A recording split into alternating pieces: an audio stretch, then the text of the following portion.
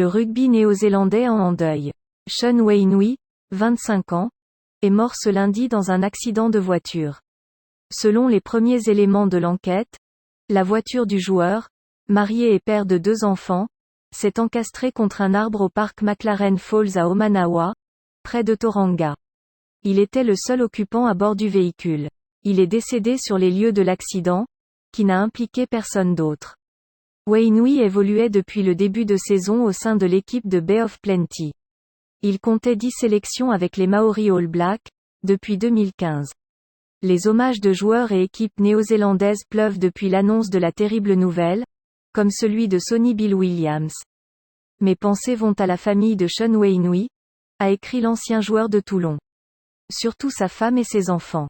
Bien que je n'ai pas joué à ses côtés, je pouvais toujours sentir son mana, son charisme, NDLR, en me heurtant à lui en tant qu'adversaire.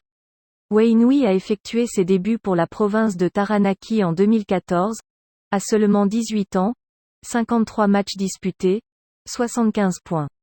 Il a aussi représenté la sélection néo-zélandaise des moins de 20 ans et avait commencé sa carrière en Super Rugby avec les Canterbury Crusaders en 2016. Il a rejoint les Chiefs en 2018.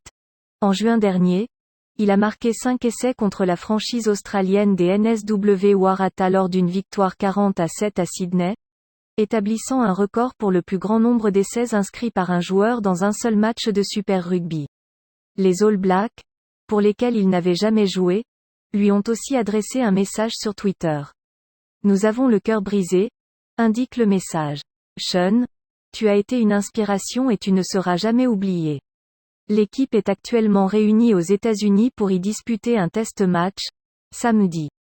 Les hommes de Ian Foster rejoindront ensuite l'Europe pour la tournée automnale. Ils ont rendez-vous contre le pays de Galles, le 30 octobre. L'Italie, le 6 novembre. L'Irlande, le 13. Puis la France, le 20 au Stade de France.